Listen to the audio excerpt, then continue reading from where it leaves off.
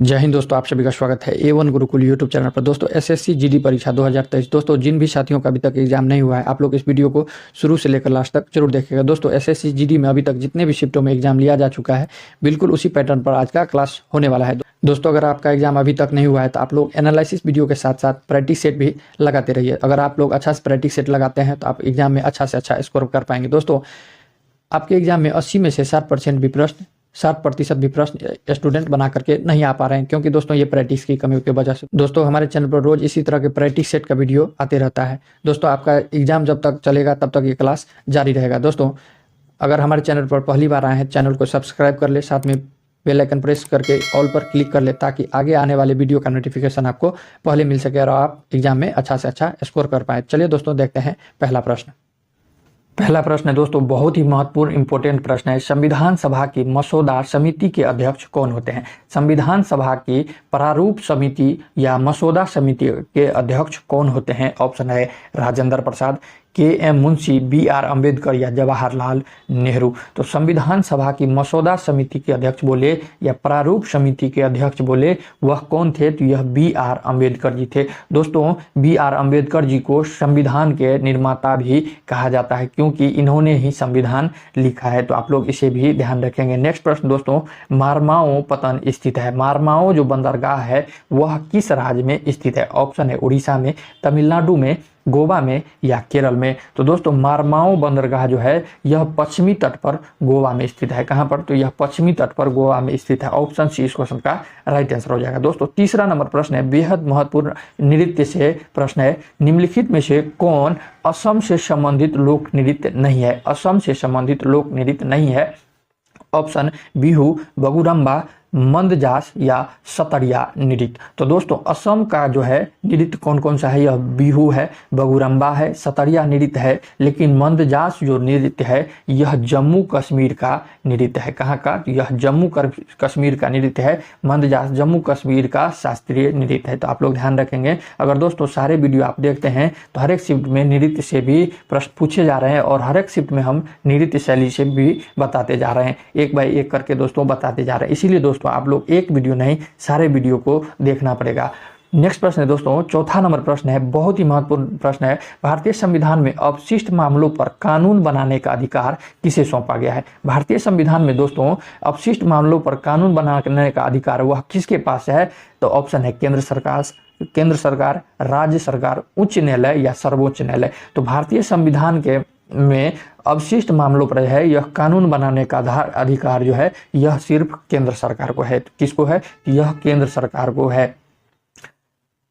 केंद्र अगर पूछ दे यह कौन से भारतीय संविधान के कौन से अनुच्छेद से संबंधित है, यह दोस्तों 248 और भारतीय संविधान के अनुच्छेद 248(1) के तहत केंद्र सरकार भारतीय संविधान में अवशिष्ट मामलों पर कानून बनाने का अधिकार है। तो आप लोग ध्यान रखेंगे। नेक्स्ट प्रश्न दोस्तों, लोकसभा को उसके कार्यकाल की समाप्ति के पूर्व ही भंग किया जा सकता है। बहुत ही महत्वपूर्ण प्रश्न है दोस्तों। लोकसभा के उसके कार्यकाल की समाप्ति के पूर्व ही भंग किया जा सकता है। तो वह किसके द्वारा भंग किया जा सकता है? ऑप्शन है राष्ट्रपति के द्वारा, उसकी इच्छा अनुसार, या लोकसभा के अध्यक्ष के द्वारा, या राष्ट्रपति द्वारा मंत्रिपरिषद की सलाह पर, या राष्ट्रपति द्वारा लोकसभा के अध्यक्ष की सलाह पर।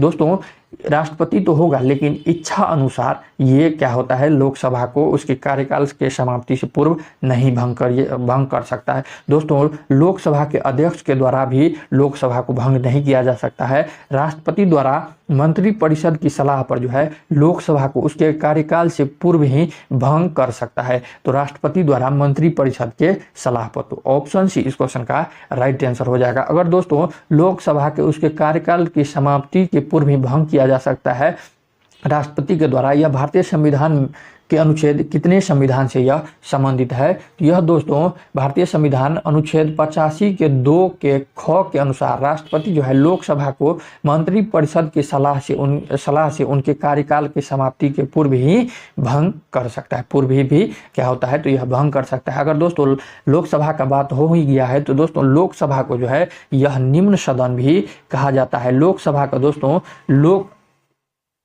लोकसभा को दोस्तों, लोकसभा का सामान्य कार्यकाल का बात कर ले तो कितना साल का होता है? तो दोस्तों लोकसभा का जो कार्यकाल होता है वह 5 साल का होता है। अगर दोस्तों इसमें अनुच्छेद के बारे में पूछ दे, यह 5 साल का कार्यकाल होता है लोकसभा का, तो यह भारतीय संविधान के अनुच्छेद कितने अनुच्छेद से यह संबंधित है? तो यह दोस्तों आप लोग ध्यान रखिएगा, यह 83 भारतीय संविधान के अनुच्छेद जो है 83(2) के तहत है। दोस्तों हर एक तरह से आपको निपुण करने का 100% देने का प्रयास करता हूं। आप लोग थोड़ा सा भी याद रखेंगे चीज़ों को तो 100% आप एग्जाम में क्वालिफाई करेंगे, 100% आप क्वालिफाई करेंगे। 7वां नंबर प्रश्न है, मंत्री परिषद उत्तरदायी होता है। दोस्तों 7वां नंबर प्रश्न है, बेहद ही महत्वपूर्ण प्रश्न है। मंत्री परिषद जो है यह किसके प्रति उत्तरदायी होते हैं? मंत्री परिषद किसके प्रति उत्तरदायी होते हैं? ऑप्शन है राष्ट्रपति के प्रति, प्रधानमंत्री के प्रति, या लोकसभा के अध्यक्ष के प्रति, या संसद के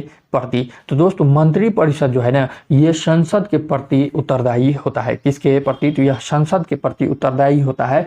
अगर बात कर ले यह दोस्तों भारतीय संविधान के अनुच्छेद कितने अनुच्छेद से यह संबंधित है? मंत्री परिषद लोक संसद के प्रति उत्तरदायी होता है। तो यह 75 भारतीय संविधान के अनुच्छेद 75(3) के तहत है, इसमें वर्णन किया गया है। तो आप लोग ध्यान रखेंगे, अनुच्छेद भी ध्यान रखेंगे।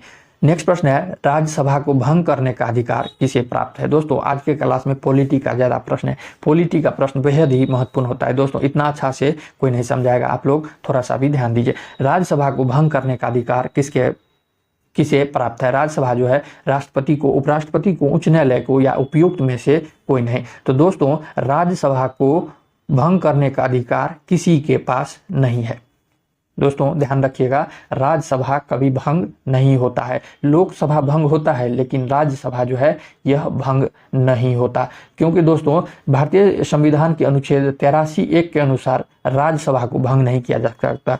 दोस्तों संविधान, यह कौन से संविधान के तहत जो है इसे भंग नहीं किया जा सकता? तो यह 83(1) के तहत जो है इसे भंग नहीं किया जा सकता, क्योंकि दोस्तों यह एक अस्थाई सदन है, एक अस्थाई सदन है। दोस्तों राज्यसभा में 1/3 जो होता है ना, 1/3 सदस्य जो है हर एक 2 साल पर, कितना साल पर? तो हर एक 2 साल पर अवकाश यानी कि सेवानिवृत्त हो जाते हैं तथा उनके स्थान पर नए सदस्य को चुन लेते हैं। तो दोस्तों आप लोग याद रखिएगा, राज्यसभा कभी भंग नहीं होता, राज्यसभा को उच्च सदन भी कहा जाता है। तो आप लोग इसे भी ध्यान रखेंगे। अगर दोस्तों इतना हम बता देते हैं, अगर आप याद रखते हैं तो एक भी प्रश्न नहीं छूटने वाला है। सुल्तान रजिया के पिता कौन थे? रजिया सुल्तान थे, उसके पिता कौन थे? ऑप्शन है मोहम्मद तुगलक, बलबन, इल्तुतमिश, या कैकूबाद। तो रजिया सुल्तान के पिता इल्तुतमिश थे। कौन थे? तो यह इल्तुतमिश थे। रजिया सुल्तान दोस्तों दिल्ली सल्तनत की प्रथम महिला शासिका थी। दिल्ली सल्तनत की प्रथम महिला शासिका कौन थी? तो यह रजिया सुल्तान थी। तो आप लोग इसे भी ध्यान रखेंगे। नेक्स्ट प्रश्न है, निम्नलिखित में से कौन सा संगठन विश्व विकास रिपोर्ट प्रकाशित करता है? निम्नलिखित में से कौन सा संगठन जो है यह विश्व विकास रिपोर्ट प्रकाशित करता है? ऑप्शन है यूनेस्को, विश्व बैंक, अंतर्राष्ट्रीय मुद्रा कोष, या यूएनडीपी। तो विश्व विकास रिपोर्ट, वर्ल्ड डेवलपमेंट रिपोर्ट जो है WDR जो है एक वार्षिक रिपोर्ट है दोस्तों, और ये 1978 से international bank of reconstruction and development IBRD की द्वारा प्रकाशित किया जाता है, या दोस्तों विश्व बैंक के द्वारा प्रकाशित किया जाता है। तो आप लोग ध्यान रखेंगे, ऑप्शन भी इस क्वेश्चन का राइट आंसर हो जाएगा, विश्व बैंक के द्वारा प्रकाशित किया जाता है। नेक्स्ट प्रश्न 11 नंबर प्रश्न, भारतीय संविधान के निम्नलिखित अनुच्छेदों में से कौन राज्य की विधानसभाओं के निर्वाचन का प्रावधान प्रस्तुत करता है? भारतीय संविधान के निम्नलिखित अनुच्छेदों में से कौन सा राज्य विधानसभाओं के निर्वाचन का प्रावधान प्रस्तुत करता है? ऑप्शन है अनुच्छेद 170, अनुच्छेद 176, अनुच्छेद 178, या उपयुक्त में से कोई नहीं। तो भारतीय संविधान के अनुच्छेद 170 जो है यह राज्य के विधानसभाओं के निर्वाचन का प्रावधान करता है। तो ऑप्शन ए इस क्वेश्चन का राइट आंसर हो जाएगा। नेक्स्ट प्रश्न है 12 नंबर प्रश्न है, निम्नलिखित में से कौन सी नदी प्रसिद्ध शिव समुद्रम जलप्रपात बनाती है? कौन सी नदी जो है यह शिव समुद्रम जलप्रपात बनाती है? ऑप्शन है कावेरी, तुंगभद्रा, काली नदी, काली सिंध, या कृष्णा। तो यह कावेरी नदी जो है यह शिव समुद्रम जलप्रपात बनाती है। कावेरी नदी जो है यह शिव समुद्रम जलप्रपात बनाती है। ऑप्शन है इस क्वेश्चन का राइट आंसर हो जाएगा। 13 नंबर प्रश्न है, निम्नलिखित में से कौन सा एक नवपसान सांस्कृतिक स्थल नहीं है? अगर दोस्तों हमारे चैनल पर आप पहली बार आए हैं और अभी तक चैनल को सब्सक्राइब नहीं किए हैं तो सबसे पहले सब्सक्राइब कर लीजिए, साथ में एक लाइक और एक कमेंट भी कर दीजिए आपको यह वीडियो कैसा लग रहा है। दोस्तों 13 नंबर प्रश्न है, निम्नलिखित में से कौन सा एक नवपाषाण सांस्कृतिक स्थल नहीं है? ऑप्शन है कुंतासी, बुर्ज होम, कोलीदी हवा या मेहरगढ़। तो दोस्तों यह कुंतासी जो है यह नवपाषाण का सांस्कृतिक स्थल नहीं है, सांस्कृतिक स्थल नहीं है। कुंतासी जो है भारत के गुजरात राज्य के मोरबी जिले के मालिया तालुका में स्थित एक सैंधव स्थल है। क्या है? तो यह सैंधव स्थल है। तो आप लोग इसे भी ध्यान रखेंगे। यह कहाँ पर है? तो यह गुजरात के मोरबी जिले के मालिया तुका में है। कहाँ पर है? तो यह मोरबी जिले के मालिया तुका में है। तो आप लोग ध्यान रखेंगे। ऑप्शन ए इस क्वेश्चन का राइट आंसर हो जाएगा। 14 नंबर प्रश्न है, भारत में राज्य सरकारों के लिए आय का सबसे महत्वपूर्ण स्रोत है। भारत में राज्य सरकार, दोस्तों केंद्र सरकार ने राज्य सरकार के लिए आय का सबसे महत्वपूर्ण स्रोत भूमि कर, कृषि आयकर या आयात शुल्क या बिक्री कर। तो भारत में राज्य सरकारों के लिए आय का सबसे महत्वपूर्ण स्रोत है यह बिक्री कर। क्या है? तो यह बिक्री कर है। ऑप्शन डी इस क्वेश्चन का राइट आंसर हो जाएगा। नेक्स्ट प्रश्न है, निम्न में से कौन भारत का सबसे ऊंचा जलप्रपात है? कौन सा सबसे ऊंचा जलप्रपात है? ऑप्शन है कुंचिकल, दूध सागर, धुआं सागर या जोग या गोरसप्पा। तो निम्न में से जो है यह कुंचिकल जो जलप्रपात है यह भारत का सबसे ऊंचा जलप्रपात है। यह किस नदी पर बना है? यह वाराही नदी पर बना है। कहाँ पर? तो यह वाराही नदी पर बना है और यह इसकी ऊंचाई दोस्तों यह 455 मीटर ऊंचा है। कितना है? तो यह 455 मीटर ऊंचा है। अगर दोस्तों पूछते यह कहाँ पर है तो यह कर्नाटक राज्य में है। कर्नाटक राज्य में है। दोस्तों सारे चीज आप लोग ध्यान रखेंगे, सारे चीज ध्यान रखेंगे। नेक्स्ट 16 नंबर प्रश्न है, निम्न में से कौन विश्व विरासत स्थल नहीं है? विश्व विरासत स्थल कौन सा नहीं है? ऑप्शन है भीमबेटका शैलाश्रय, अजंता की गुफा, आदमगढ़ शैलाश्रय या आगरा का किला। निम्नलिखित में जो है विश्व विरासत स्थल में कौन सा नहीं है? तो यह आदमगढ़ का शैलाश्रय जो है विश्व विरासत स्थल में शामिल नहीं है। ऑप्शन डी इस क्वेश्चन का राइट आंसर हो जाएगा। भीमबेटका शैलाश्रय, अजंता की गुफाएं, आगरा का किला, ये क्या है? विश्व विरासत स्थल में शामिल है। ऑप्शन सी इस क्वेश्चन का राइट आंसर हो जाएगा। 17 नंबर प्रश्न है, निम्नलिखित राजवंशों में किसका उल्लेख संगम साहित्य में नहीं हुआ था? संगम साहित्य में किसका उल्लेख कौन सा राजवंश का नहीं हुआ? ऑप्शन है कदम्बम, चेर, चोल या पांड। तो दोस्तों संगम साहित्य में राजवंशों का उल्लेख नहीं है। किसका नहीं है? तो यह कदम्बम का है। चेर, चोल और पांड का यह उल्लेख है लेकिन कदम्बम का इसका उल्लेख नहीं है। तो ऑप्शन ए इस क्वेश्चन का राइट आंसर हो जाएगा। नेक्स्ट प्रश्न है 19 नंबर प्रश्न है, पाटलिपुत्र में स्थित चंद्रगुप्त का महल मुख्यतः बना था। पाटलिपुत्र में चंद्रगुप्त ने जो मौर्य वंश का स्थापना किसने किया था? तो यह चंद्रगुप्त मौर्य ने किया था। जो पाटलिपुत्र में स्थित चंद्रगुप्त का महल था यह मुख्य रूप से किसका बना था? ईंट का, पत्थर का, लकड़ी का या मिट्टी का? तो यह दोस्तों यह लकड़ी का बना हुआ था। किसका बना हुआ था? तो यह लकड़ी के अनुसार लकड़ी का बना हुआ था। यह मेगास्थनीज के विवरण से पता चलता है कि यह चंद्रगुप्त का महल जो है यह लकड़ी से बना हुआ था। तो ऑप्शन सी इस क्वेश्चन का राइट आंसर हो जाएगा। 20 नंबर प्रश्न है, छत्तीसगढ़ राज्य की स्थापना किस वर्ष हुआ था? छत्तीसगढ़ राज्य की स्थापना किस वर्ष हुआ था? ऑप्शन है 1997 ईस्वी, 1999 ईस्वी, 2000 ईस्वी या 1998 ईस्वी। तो छत्तीसगढ़ राज्य की स्थापना 2000 ईस्वी को किया गया था। 2000 ईस्वी को किया गया था। 1 नवंबर 2000 ईस्वी को छत्तीसगढ़ की राज्य की स्थापना किया गया था। दोस्तों छत्तीसगढ़ राज्य की स्थापना मध्य प्रदेश का विभाजन करके हुआ था। किसका? मध्य प्रदेश का विभाजन करके अलग करके छत्तीसगढ़ राज्य अलग बनाया। दोस्तों इसका स्थापना 1 नवंबर 2000 ईस्वी को किया गया था। तो आप लोग ध्यान रखेंगे मध्य प्रदेश से यह अलग हुआ था। 21 नंबर प्रश्न है, सांची के स्तूप का निर्माण किसने करवाया था? सांची का जो स्तूप है मध्य प्रदेश में दोस्तों उसका निर्माण किसने करवाया था? ऑप्शन है समुद्रगुप्त, चंद्रगुप्त, अशोक या स्कंदगुप्त। तो दोस्तों सांची के स्तूप का निर्माण जो है मौर्य वंश के महान शासक अशोक ने करवाया था। किसने करवाया था? मौर्य वंश के शासक अशोक ने करवाया था। दोस्तों बेहद ही महत्वपूर्ण प्रश्न है, कई एग्जामों में पूछा गया है, कई एग्जामों में पूछा गया, बहुत ही महत्वपूर्ण है। आप लोग ये ध्यान रखेंगे। हजरत निजामुद्दीन औलिया का बंदरगाह कहाँ पर स्थित है? हजरत निजामुद्दीन औलिया का जो बंदरगाह है दोस्तों यह कहाँ पर स्थित है?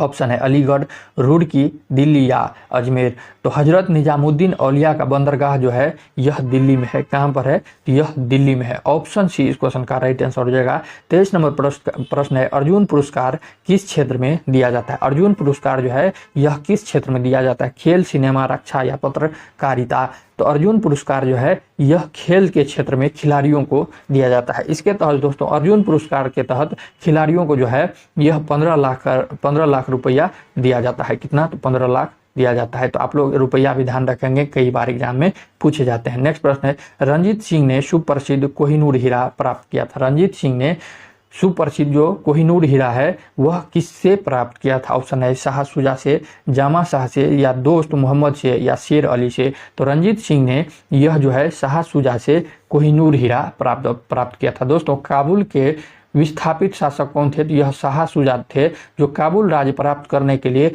पंजाब के शासक रंजीत सिंह से सहायता मांगी और दोस्तों इन्होंने उन्हें सहायता के रूप में कोहिनूर हीरा दिया था। तो आप लोग ध्यान रखेंगे रंजीत सिंह ने जो पंजाब के शासक थे यह शाह शुजा से कोहिनूर हीरा प्राप्त किया था। नेक्स्ट प्रश्न दोस्तों आप लोग कमेंट करेंगे अभी वर्तमान समय में कोहिनूर हीरा किसके पास है? कौन से देश के पास है? ऑप्शन है 25 नंबर प्रश्न है लॉर्ड वेलेस्ली की सहायक संधि को स्वीकार करने वाला पहला मराठा सरदार कौन था? लॉर्ड वेलेस्ली का सहायक संधि के स्वीकार करने वाला पहला मराठा सरदार कौन था? ऑप्शन है पेशवा बाजीराव द्वितीय या रघुजी भोसले या दौलत राव सिंधिया या इनमें से कोई नहीं। तो लॉर्ड वेलेस्ली की सहायक संधि को स्वीकार करने वाला पहला मराठा सरदार पेशवा बाजीराव द्वितीय थे। कौन थे? तो यह पेशवा बाजीराव द्वितीय थे। दोस्तों लॉर्ड वेलेस्ली का बात हो गया है तो इसकी कार्यकाल कब से कब तक थी? शासनकाल कब से कब तक थी? यह दोस्तों 1798 से 1805 ईस्वी तक 1805 ईस्वी तक इसकी